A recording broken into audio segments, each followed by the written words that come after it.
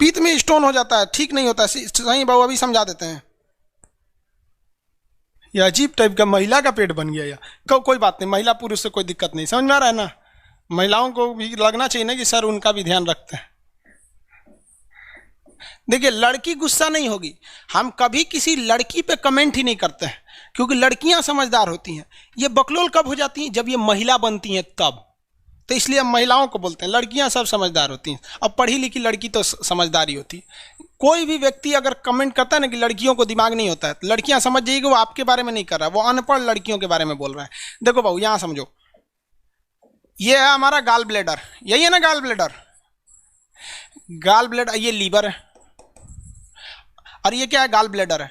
Liver पित्त को बनाता है, गाल ब्लेडर को स्टोर करने के लिए दे देता है। लेकिन कभी कभी क्या होता है कि जब कभी आप खाना टाइम से नहीं खाते हैं, खाना कभी 9 बजे नाश्ता किए, कभी 10 बजे किए, कभी कुछ, तो ये गाल ब्लेडर में ना पित्त जो है ना स्टोर होते रहता है और धीरे धीरे ना यहाँ कैल्शियम ऑक्जिलेट का फॉर्म कर देता है। कैल्शियम ऑक्जिलेट, कैल्शियम ऑक्जिलेट का काम कर देता है। समझ में आ गया कि नहीं आ गया? और यही कैल्शियम ऑक्जिलेट क्या कहलाता है? स्टोन कहलाता है। क्या कहलाएगा? स्टोन। तो शरीर में पड़ने वाला स्टोन पत्थर की तरह नहीं होता है, मांस की तरह होता है। मांस जो होता है ना, मांस वही होता है, स्टोन होता है। लेकिन अगर आप उसे बाहर निकाल देंगे और 2 से मतलब 1 महीना छोड़ देंगे तो ओरिजिनल पत्थर की तरह हार्ड हो जाता है। लेकिन जब ऑपरेशन करके स्टोन को निकाला जाता है ना, तो वो एक मांस की तरह होता है। जैसे मुर्गा का मीट खरीद के लाते हैं ना, वैसे ही हो जाता है, मांस की तरह हो जाता है। लेकिन मांस, एक्स्ट्रा मांस आएगा तो दिक्कत करेगा कि नहीं करेगा? अब जैसे मान लीजिए हमारा नाक है, अब इसमें ससुरा एगो इतना बड़का मांस जम जाए तो सोचा सांस कहाँ से लेंगे हम? तो बस वही मांस का एक टुकड़ा टाइप का जम जाता है जो कैल्शियम ऑक्जिलेट का रहता है।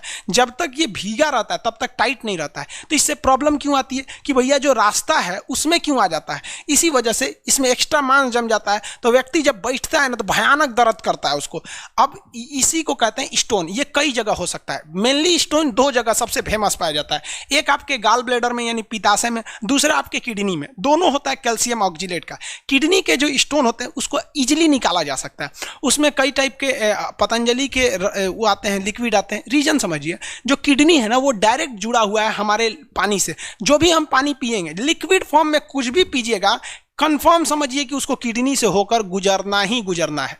तो एक काम करते हैं, हम उसमें नींबू घोर के और सुबेरे सुबेरे खाली पेट 1 गिलास नींबू पानी पी लेते हैं। तो नींबू पानी सीधे कहाँ जाएगा? किडनी में। और किडनी में नींबू को और कैल्शियम को एक दूसरे से एलर्जी है, वो धीरे धीरे 2 महीना में काट के निकाल देगा किडनी को। एक कुर्थी की दाल होती है, दाल जैसे अरहर दाल होती है, चने की दाल होती है, मसूर की दाल होती है, वैसे कुर्थी की दाल होती है। कुर्थी के दाल को सुबह सुबह पी लीजिए तो वो भी किडनी को तोड़ता है, किडनी के स्टोन यानी कैल्शियम ऑक्जिलेट को तोड़ देता है। लेकिन प्रॉब्लम बाबू कहाँ आती है? प्रॉब्लम आती है गाल ब्लेडर के साथ, क्योंकि गाल ब्लेडर जो है वो डायरेक्ट हमारे खाने का जो सिस्टम है उसमें लगा ही नहीं, वो तो साइड में लगा है। यानी भोजन यहां से आएगा तो वो उसमें मिलाएगा। कभी कल्पना कीजिए तो कभी ऐसा हो सकता है कि हम चाय पिए और चाय इस रास्ते से जाके गाल ब्लेडर में मिल जाए, वो रास्ते में मिलता ही नहीं है। इसलिए जब किसी महिला या पुरुष का गाल ब्लेडर में क्या हो जाता है, स्टोन वगैरह हो जाता है, तो वो जल्दी दवा से ठीक ही नहीं होता। किडनी वाला तो 90% चांस है कि जिनका किडनी में स्टोन होता है 90% चांस में वो ठीक हो जाते हैं।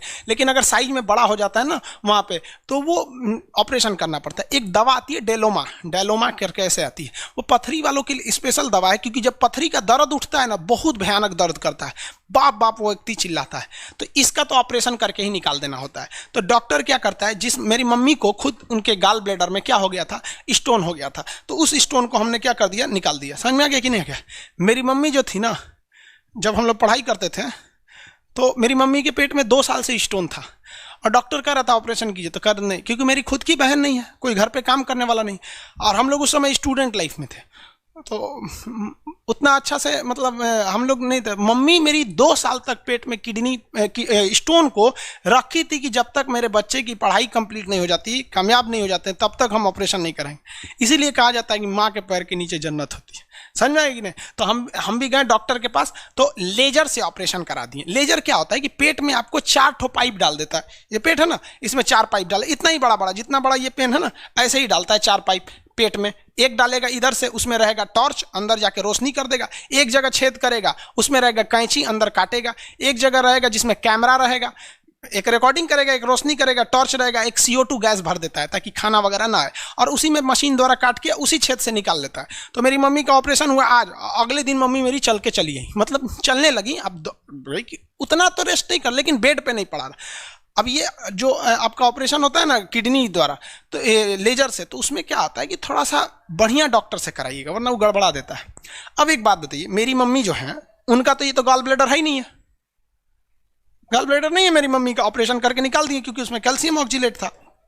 अब एक बात बताओ, यदि मेरी मम्मी खाना खाएंगी तो यहां तो हाइड्रोक्लोरिक एसिड मिला हुआ है, मिला, और ये रहा आपका भैया क्या चीज है, ये पेंक्रियाज है अग्नाशय, ये कहता है कि भैया हमको एसिड चाहिए ही नहीं, इसको चाहिए बेस, यानी गाल ब्लैडर से पित्त मिला होना चाहिए, और गाल ब्लैडर काट के निकाल दिया गया क्योंकि वो ठीक नहीं हो सकता, उसको काट के निकालना पड़ता है, किडनी निकाल नहीं सकते, पूरा गाल ब्लैडर निकाल दिया।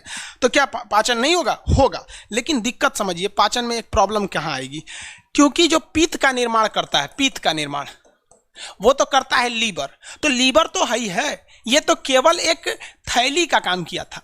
तो जिनके जिनके गाल ब्लैडर को काट के निकाल दिया जाता है उनके शरीर में एक ही समस्या आती है कि लीवर जो है ना पित्त को बनाते रहता है, क्या करता है, बनाते रहता है, और कंटिन्यू छोड़ते रहेगा, कंटिन्यू छोड़ते रहेगा। अब यहाँ खाना है या नहीं है वो छोड़ते रहेगा, जबकि जैसे हम लोग हैं, हम लोग के अंदर अगर पित्त है तो लीवर बनाएगा, इसमें फेंक देगा, बनाएगा फेंक देगा, तो इसमें स्टोर रहता है।